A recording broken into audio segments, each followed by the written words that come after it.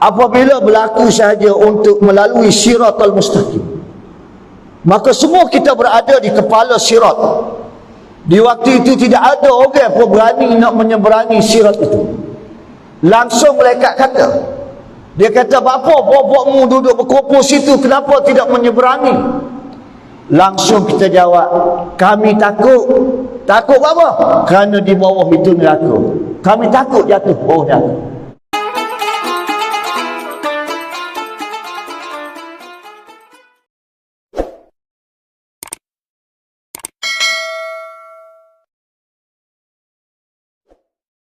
Assalamualaikum warahmatullahi ta'ala wabarakatuh. Alhamdulillahi rabbil alamin, nahmaduhu wa nasta'inuhu wa nastaghfiruh wa na'udzu billahi min shururi anfusina wa min sayyiati a'malina. Man yahdihillahu fala mudilla lahu wa man fala hadiya lahu. Wassalatu wassalamu ala rasulillahil karim wa ala alihi wa sahbihi ajma'in. Qala rabbi shrah li sadri wa yassir li amri wahlul 'uqdatam min lisani yafqahu qawli. Subhanaka la 'ilma lana illa ma 'allamtana innaka antal 'alimul hakim. Wa la haula wa la quwwata illa billahil 'aliyyil 'azim, amma ba'd. Muslimin muslimat sidang jemaah yang dirahmati Allah Subhanahu wa taala. Marilah kita memulakan kuliah maghrib kita malam ini dengan sama-sama membaca umul kitab Al-Fatihah. A'udzu billahi minasyaitonir rajim. Bismillahirrahmanirrahim. Alhamdulillahirabbil alamin, arrahmanir rahim, maliki yaumiddin. Iyyaka na'budu wa iyyaka nasta'in. Ihdinas siratal mustaqim. Siratal ladzina an'amta 'alaihim ghairil maghdubi 'alaihim waladdallin. Amin. Ikhwanal muslimin muslimat sidang jemaah yang dirahmati Allah Subhanahu wa taala. Pertama-tamanya marilah sama-sama kita panjatkan syukur yang tidak terhingga kepada Allah Subhanahu wa taala. Kerana pada malam ini sekali lagi Allah taala memilih memberi ruang peluang kepada kita untuk sama-sama menjadi duyufullah, menjadi tetamu Allah Subhanahu wa taala di rumahnya, yakni masjid. Di mana-mana saja saya memulakan kuliah saya melontarkan hal ini supaya kita semua merasai. Kita merasai dalam hati kita bahawasanya sekarang ini kita berada di rumah Allah Ta'ala dan menjadi duyufullah, duyufur rahman. Mungkin sebelum ini kita merasa kita mari masjid, pesing dia, bahasa dia, lagu dia, kita tak merasa bahawasanya kita ini adalah merupakan tetamu Allah. Selalu saya sebut di mana-mana kuliah saya, masjid bukan hak milik jawatan kuasa. Masjid bukan milik pegawai-pegawai masjid. Masjid tidak ada sesiapa yang memiliki, yang ampunya rumah ini. Masjid adalah Allah Subhanahu wa ta'ala. Pegawai masjid, jawatan kuasa masjid, orang yang mengurus rumah Allah. Kadang-kadang kita confuse. Kita mari kerana tu, kerana ni, kerana tu, kerana ni. Pasal kita tidak merasa ini adalah rumah Allah Ta'ala. Betapa kasih dan sayangnya Allah Ta'ala kepada kita. Allah Ta'ala masih lagi memberi ruang dan peluang kepada kita untuk menggugur-gugurkan dosa. Langsung Allah Ta'ala pilih kita untuk menjadi tetamu. Kerana janji Allah Ta'ala tidak pernah membohongi. Siapa-siapa dia yang mari ke rumah aku, yakni masjid, aku akan gugurkan 10 dosa, dan aku akan gantikan dengan 10 kebajikan. Muslimin muslimat rajin kira, pernah kira daripada rumah kita sampai ke rumah Allah Ta'ala berapa puluh langkah, berapa ratus langkah, berapa banyak dah Allah Ta'ala gugurkan dosa-dosa kita. Sebab itu saya nak memberi perhatian, menarik perhatian tuan-tuan dan puan-puan semua. Biar kita merasa kita mari ni adalah sebagai tetamu Allah. Bila kita merasa kita sebagai tetamu Allah, sudah tentu dalam hati kita rasa suatu kebesaran, suatu peluang keemasan. Seramai-ramai orang Allah Ta'ala pilih kita. Nisbah pada urusan, kita ada urusan juga. Nisbah pada urusan keluarga, kita ada keluarga juga. Nisbah pada urusan-urusan sehidupan kita, kita ada juga. Tetapi bila Allah Ta'ala jemput kita, panggil kita, semua urusan itu kita tolak tepi. Kita merasa tak tuan-tuan? Dalam banyak-banyak masjid yang saya pergi dah, wallahu alam, mungkin ada masjid yang saya tak terpandang. Kalau di Kelantan satu masjid sahaja, iaitu nama dia Masjid Hijau, dekat rumah Datuk Mufti Kelantan. Bila dijemput saya ceramah sana, saya lihat tempat diletak banner, siapa-siapa dia yang ceramah, atas tu adalah ayat memotivasikan diri kita, mengetuk pintu hati kita supaya kita merasai bahawa dia tulis di situ, selamat datang tetamu Allah. Selamat datang tetamu Allah. Dia mengetuk pintu hati kita supaya kita merasa bahawasanya mari ni adalah sebagai tetamu Allah. Muslimin muslimat semua, apabila Allah Ta'ala jemput kita pergi ke Mekah, sama ada mengerjakan haji ataupun umrah, mutawih declare kita, panggil kita apa? Duyufur Rahman, Duyufullah. Kenapa mereka panggil nama kita sedemikian?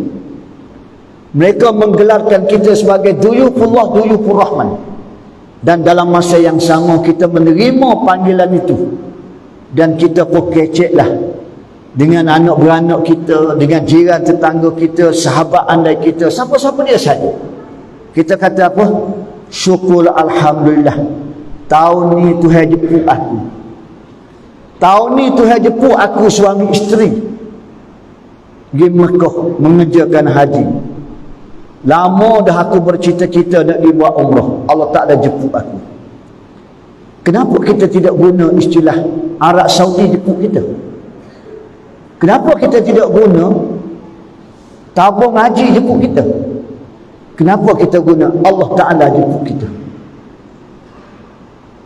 Orang pun tanya balik kita, demo pergi Mekah buat dia kerana aku nak pergi tawaf Kaabah. Gapa dia Kaabah? Ibu segala rumah Allah Ta'ala, iaitu Kaabah. Dan kita akan buat persiapan luaran dan dalaman kerana kita menjadi tetamu Allah. Semua kita boleh bayangkan, boleh bayangkan. Tapi bila kita balik ke kampung halaman kita, kita balik ke negeri kita, ada cawangan-cawangan rumah Allah Ta'ala, yakni masjid-masjid. Kita tak rasa bahawasanya kita mari ni tetamu Allah. Sebab itu kita tidak berasa hebat mari masjid. Sebab itu kita tidak berlari-lari mari ke masjid. Sebab itu kita tidak bersedia sebaik mungkin mari masjid. Kerana dalam hati kita tidak merasai bahawasanya kita ni adalah merupakan tetamu Allah. Muslimin muslimat yang dirahmati Allah Subhanahu wa ta'ala, malam ni saya lontarkan kepada tuan-tuan dan juga saya terutama sekali, kita cek dalam hati kita, ada Allah atau tidak? Adakah Allah itu ada di bibir mulut kita sahaja, tetapi dalam hati kita tidak ada Allah? Bagaimana apabila azan berkumandang, kalimah Allahu Akbar disebut sampai 4 kali. Asyhadu an la ilaha illallah 2 kali. Asyhadu anna Muhammadar Rasulullah 2 kali. Hayya 'alas salah, hayya 'alal falah 2 kali. Tetapi Allahu Akbar Allah Ta'ala ulangi sampai 4 kali. Apa isyarat yang menunjukkan itu? menggambarkan bahawasanya Allah Ta'ala ulangi yang mana Allah Ta'ala kata aku maha besar. Kalau aku tidak ulang, banyak kali pokok-pokok ni bengong. You know bengong? Aku maha besar. Tidak ada selain daripada aku yang besar. Kalau mau merasai bahawasanya aku ni besar, sudah tentu mu akan tinggal benda lain kerana membesarkan aku. Kecuali mu ada uzur syar'i atau musyaqqah. Itu masuk bab lain. Tetapi kalau kamu saja-saja, sedangkan kalimah azan sudah berkumandang,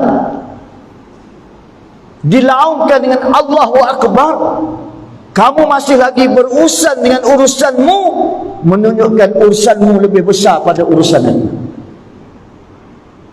Nampak tuan-tuan? Kalau sekadar berada di bibir mulut tidak ada masalah. Yang paling kita takuti ialah Allah tidak ada dalam hati kita. Sebab itulah disebut di sana, man qala la ilaha illallah fi akhir kalam dakhalal jannah. Siapa dia yang mengakhiri hayatnya menyebut kalimah la ilaha illallah, ada Allah dalam hati dia, dakhalal jannah. Bila dekat kita nak mati, dia akan keluar dalam hati kita apa dia ada. Kalaulah harta ada dalam hatimu, maka dekat nak mati itulah yang kamu akan sebut. Nanti ayah mati, kamu jangan kelain. Tanah yang tepi jalan tu bagi ke abangmu. Tapak rumah yang rumah ni ada ni bagi ke hak bosu.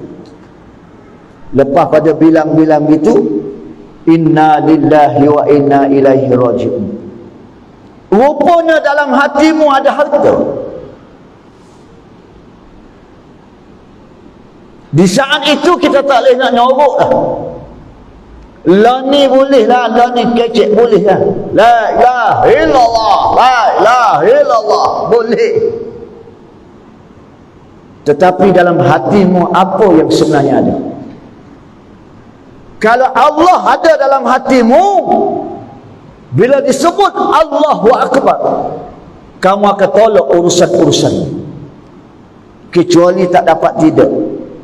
Musyaqqah, uzur syar'i, seperti doktor pakar yang sedang bedah orang, bila kalimah azan berkumandang, maka masuk dalam kategori lain. Tapi kalau bos saja-saja duduk di kedai, saja-saja duduk rumah, orang ber di masjid, kita order mie goreng basah, warung dekat-dekat. Mie goreng basahmu lebih besar pada aku, tapi mu tidak sedar. Mulut boleh mu nak kata I love you, boleh mulutmu nak kata I love you. Manakah bukti yang mengatakan I love you pada Allah? I love you ya Allah. Mana buktinya yang mengatakan mencinta kepada aku? Andainya mu mencintai sungguh aku, sudah tentu berlaku pengorbanan. Sudah tentu akan berlaku pengorbanan. Kita ni tuan-tuan cinta kepada isteri kita, walaupun kita tidak sebut I love you, tetapi memadai dengan kita berurusan turun pagi balik gelap, turun gelap kelip pagi, hujan panas ribut malas siang, kita mencari rezeki untuk membahagiakan anak bini kita. Kerana apa? Kerana kita mencintai mereka. Kita sanggup berkorban apa saja. Adakah kita sanggup berkorban untuk Allah? Allahu Akbar. Aku ulangi lagi, Allahu Akbar. Rumah aku lebih besar pada rumahmu. Mu biar khabar kata, mu biar sedar kata, rumah aku lebih besar pada rumahmu. Tapi nampak gayanya rumahmu lebih besar pada rumah aku. Cuti 3 hari, 1 waktu pun tak mari. Nampak? Mu duduk rumahmu daripada pagi sampai gelap, sehingga 3 hari tak keluar rumah pasal cuti. Tetapi rumahku, mu membesarkan rumahmu, mu meninggikan rumahmu, mu membahagiakan rumahmu, tapi rumahku membelakangi, mu ditipu oleh dunia. Sebenarnya rumah yang mu sayangi itu mu akan tinggal dan akan jadi pusaka. Yang mu akan bawa ialah rumah aku ni. Rumah ni yang mu akan bawa. Berada di padang mahsyar, berada dalam kubur, rumah ni lah yang boleh menolongmu. Dalam kitab Jauhal Marhub wa min Bahatil Qulub, dalam bab fi fadilatil masajid, disebut di sana, apabila berlaku sahaja untuk melalui siratal mustaqim, maka semua kita berada di kepala sirat. Di waktu itu tidak ada orang pun berani nak menyeberangi sirat itu. Langsung malaikat kata, dia kata, bapa bobokmu duduk berkumpul situ, kenapa tidak menyeberangi? Langsung kita jawab, kami takut. Takut apa? Kerana di bawah itu neraka. Kami takut jatuh bawah neraka. Malaikat tanya lagi, atas dunia dulu kamu menyeberangi sungai dan laut, mau menyeberangi dengan apa dia? Ada orang yang jawab dengan krus, ada orang jawab dengan kapal, ada orang jawab dengan sampan, speedboat, rakit, pelapung, berenang, bagai-bagai orang jawab. Maka di waktu itu malaikat datangkan tapak-tapak kaki masjid-masjid yang kita sembahyang sebagai kenderaan untuk melalui siratal mustaqim. Rumah yang musayangi itu akan menjadi pusaka pada anakmu kalau kena cara alhamdulillah. Tak kena cara harta dan anak menjadi fitnah.